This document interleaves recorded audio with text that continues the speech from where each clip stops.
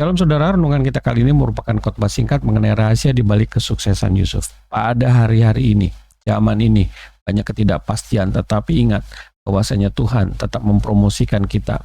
Tuhan akan membawa kita dalam keberhasilan, dan kita harus belajar bagaimana itu terjadi melalui kisah Yusuf. Kita mau belajar siapa Yusuf dan apa yang terjadi pada dirinya. Kita harus pahami bahwasanya Yusuf adalah anak Yakub yang mengalami penganiayaan oleh saudara-saudaranya, hingga kisah ini membawa Yusuf ke tanah Mesir. Dia mengalami penderitaan dalam kesendiriannya memasuki dunia perbudakan di tanah Mesir. Penderitaan itu di luar dugaannya karena dilakukan oleh kakak-kakaknya sendiri yang dianggap menyayanginya. Kita harus tahu motivasi kakak-kakaknya karena dia iri bahwa ayahnya Yakub lebih mengasihi Yusuf dibandingkan mereka. Dan Yusuf juga pernah cerita bahwasanya ada satu mimpi yang dinyatakan bahwa kakak-kakaknya akan menyembah dia. Kita melihat di dalam firman Tuhan yang pertama, Bapak Ibu sekalian, dalam Kejadian 39 ayat 24, dan mereka membawa dia, melemparkan dia ke dalam sumur, sumur itu kosong, tidak berair. Ini adalah proses awal daripada penderitaan Yusuf.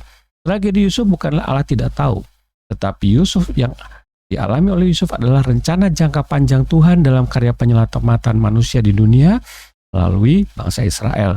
Keturunan Yusuf di tanah Mesir akan menjadi embrio dari kelahiran umat pilihan Allah yang hanya mengenal Allah saja. Kita akan lihat lagi firman Tuhannya di dalam Keluaran 1 ayat 9, dikatakan berkatalah raja itu kepada rakyatnya, raja ini adalah raja di Mesir, bahwasanya bangsa Israel itu sangat banyak dan lebih besar jumlahnya daripada kita. Bapak Ibu sekalian, apa yang terjadi dengan keturunan daripada Yakub di tanah Mesir ini memang Tuhan sudah sampaikan sebelumnya ketika Allah sendiri menyatakan kepada Abraham, yaitu Abraham, bahwa keturunannya akan dijajah selama 400 tahun oleh bangsa lain. Kita melihat di dalam firman Tuhannya, Bapak Ibu sekalian, dalam Kejadian 15 ayat 13 dikatakan demikian. Firman Tuhan kepada Abram, ketahuilah dengan sesungguhnya bahwa keturunanmu akan menjadi orang asing dalam suatu negeri yang bukan kepunyaan mereka, dan bahwa mereka akan diperbudak dan dianiaya 400 tahun lamanya. Artinya Tuhan sudah tahu. Ini merupakan satu rencana jangka panjang daripada Tuhan. Lalu apa yang kita pelajari?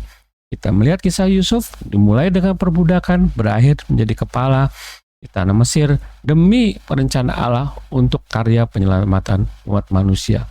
Yang kita pelajari yang pertama adalah Bapak Ibu sekalian, bahwasanya penderitaan bukanlah kegagalan.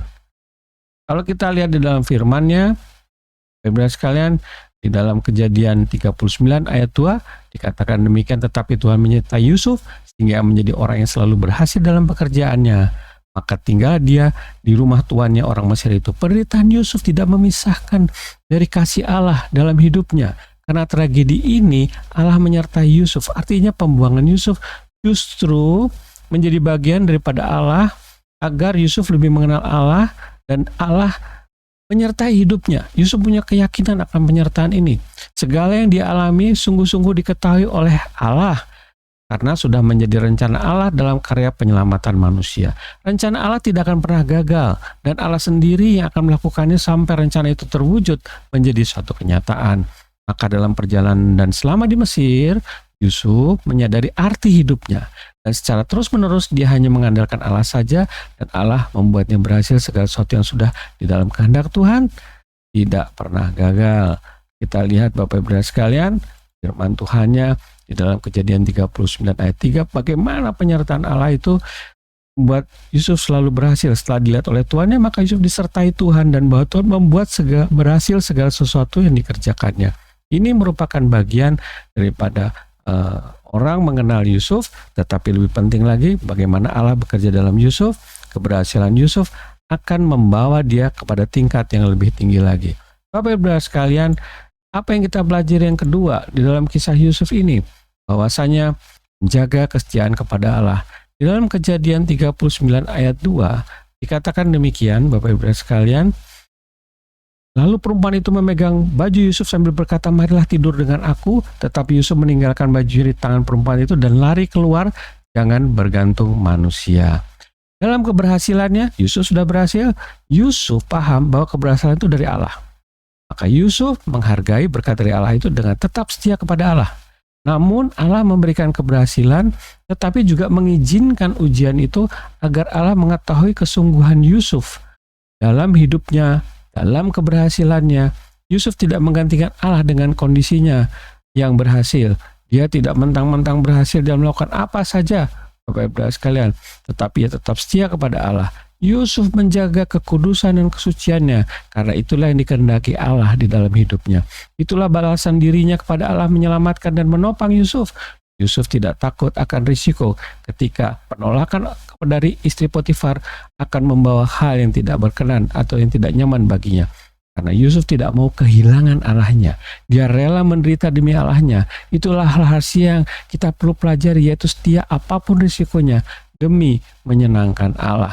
Marilah kita lihat di dalam firman Tuhannya di dalam Kejadian 39 ayat 20. Firman Tuhan itu mengatakan, lalu Yusuf ditangkap oleh tuannya dan dimasukkan ke dalam penjara, tempat tahanan raja dikurung. Demikianlah Yusuf dipenjarakan di sana, bukan karena kesalahan Yusuf, tetapi Yusuf harus menanggung suatu penghukuman karena dia mempertahankan kekudusan dan kesuciannya demi Allah, demi menyenangkan Allah. Oleh sebab itu bagi setiap orang yang berhasil dalam Tuhan, hidupnya selalu menjaga kesucian dan kekudusan. Bapak Ibu sekalian, hal yang ketiga yang kita mau pelajari adalah bahwasanya dia tidak mengandalkan manusia. Kita tahu Yusuf sudah masuk di dalam penjara, katakan dalam Kejadian 39 ayat 21, tetapi Tuhan menyertai Yusuf dan melimpahkan kasih setianya kepadanya dan membuat Yusuf kesayangan bagi kepala penjara itu.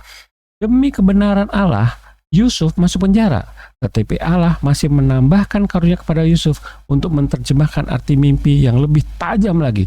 Dia bisa menerjemahkan arti mimpi dari Fir'aun dengan tepat dan disampaikan melalui tukang minum raja. Kita harus lihat, walaupun di dalam penjara, Yusuf tidak disia-sia, tapi Yusuf menjadi kesayangan kepala penjara itu.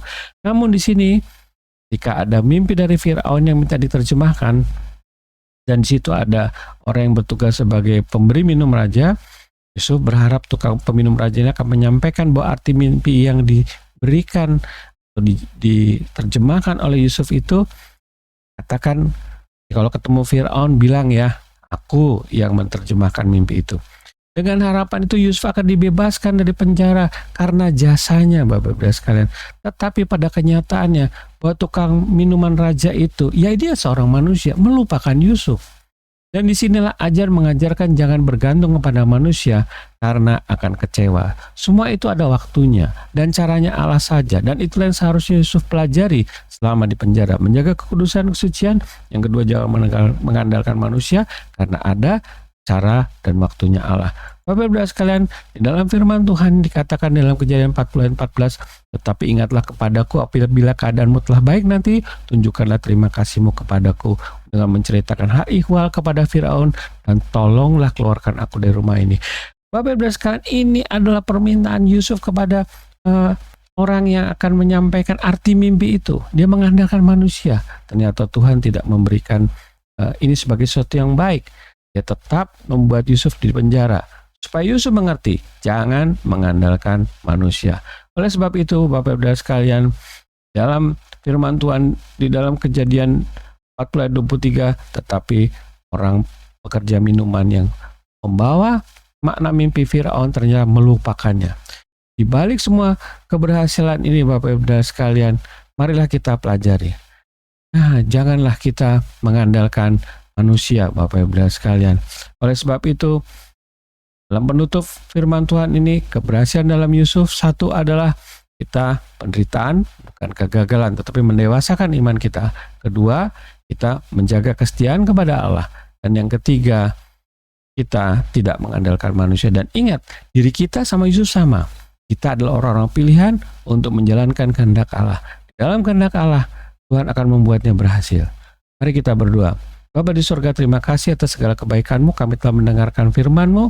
Kiranya Roh Kudus saja sendiri yang memimpin kami, memberikan kami pengertian, membuka hati, jiwa, dan pikiran kami, menambahkan pada kami kedewasaan di dalam iman kami. Kami berdoa setiap orang yang menonton video ini, Kau berkati mereka, dan yang sakit Kau sembuhkan, apapun yang mereka kerjakan Kau buat berhasil bersama dengan Yesus, dan kami serahkan mereka dalam tangan penyertaan-Mu. Terima kasih Bapa di surga, hanya dalam tangan penyertaan-Mu kami berdoa dan mengucap syukur. Amin.